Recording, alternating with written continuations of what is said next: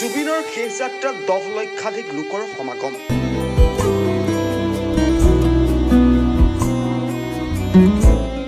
অসমবাসীয়ে দেখুৱাই দিলে যে জুবিন গাৰ্গ হয় কোন।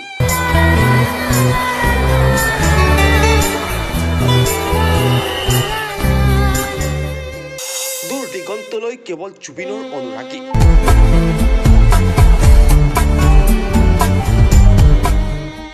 বাজি উঠিছিল জুবিনৰ মায়াবিনী।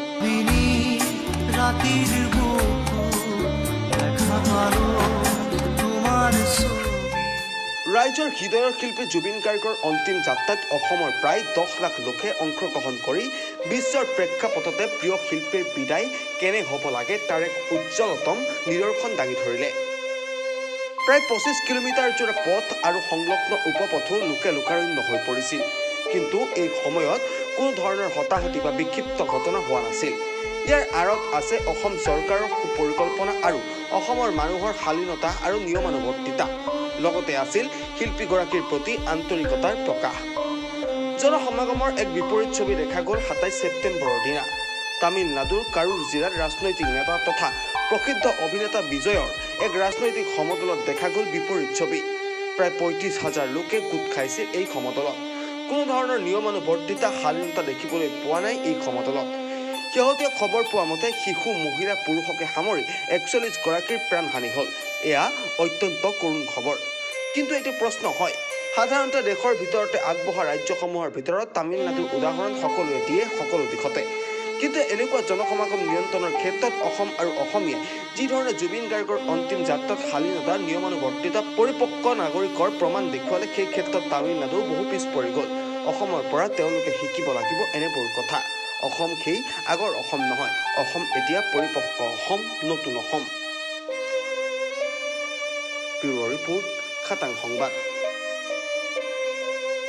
জুবিনৰ শেষ যাত্ৰাত 10 লক্ষাধিক লোকৰ সমাগম।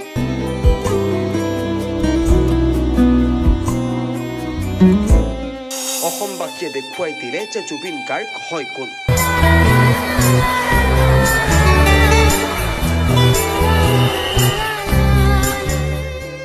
দূৰ দিগন্তলৈ কেৱল জুবিনৰ অনুৰাগী।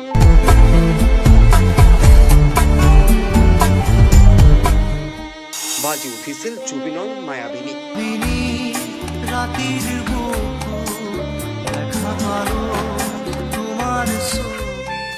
ৰাইজৰ হৃদয়ৰ শিল্পী জুবিন গাৰ্গৰ অন্তিম যাত্ৰাত অসমৰ প্ৰায় 10 লাখ লোকে অংশগ্ৰহণ কৰি বিশ্বৰ প্ৰেক্ষাপটতে প্ৰিয় শিল্পীৰ বিদায় কেনে হ'ব লাগে তাৰ এক উজ্জ্বলতম নিদৰ্শন দাঙি ধৰিলে। প্ৰায় 25 কিলোমিটাৰ জোৰা পথ আৰু সংলগ্ন উপপথো লোকে লোকাৰণ্য হৈ পৰিছিল। কিন্তু এই সময়ত কোনো ধৰণৰ হতাহতি বা বিক্ষিপ্ত ঘটনা হোৱা নাছিল। ইয়াৰ আঁৰত আছে অসম চৰকাৰৰ সুপৰিকল্পনা আৰু অসমৰ মানুহৰ শালীনতা আৰু নিয়মানুৱৰ্তিতা। লগতে আছিল শিল্পীগৰাকীৰ প্ৰতি আন্তৰিকতাৰ প্ৰকাশ। জনসমাগমৰ এক বিপৰীত ছবি দেখা গ'ল 27 ছেপ্টেম্বৰৰ দিনা। তামিলনাডুৰ কাৰুৰ জিলাত ৰাজনৈতিক নেতা তথা প্ৰসিদ্ধ অভিনেতা বিজয়ৰ এক ৰাজনৈতিক সমদলত দেখা গ'ল বিপৰীত ছবি। প্ৰায় 35,000 লোকে গোট খাইছিল এই সমদলত। কোনো ধৰণৰ নিয়মানুৱৰ্তিতা শালীনতা দেখিবলৈ পোৱা নাই এই সমদলত। শেহতীয়া খবৰ পোৱা মতে শিশু, মহিলা, পুৰুষকে সামৰি 41 গৰাকীৰ প্ৰাণহানি হ'ল। এয়া অত্যন্ত কৰুণ খবৰ। কিন্তু এটি প্ৰশ্ন হয়, সাধাৰণতে দেশৰ ভিতৰতে আগবঢ়া ৰাজ্যসমূহৰ ভিতৰত তামিলনাডুৰ উদাহৰণ সকলোৱে দিয়ে সকলো দিশতে। কিন্তু এনেকুৱা জনসমাগম নিয়ন্ত্ৰণৰ ক্ষেত্ৰত অসম আৰু অসমীয়াই যিধৰণে জুবিন গাৰ্গৰ অন্তিম যাত্ৰাত শালীনতা, নিয়মানুৱৰ্তিতা, পৰিপক্ক নাগৰিকৰ প্ৰমাণ দেখুৱালে, সেই ক্ষেত্ৰত তামিলনাডু বহু পিছ পৰি গ'ল।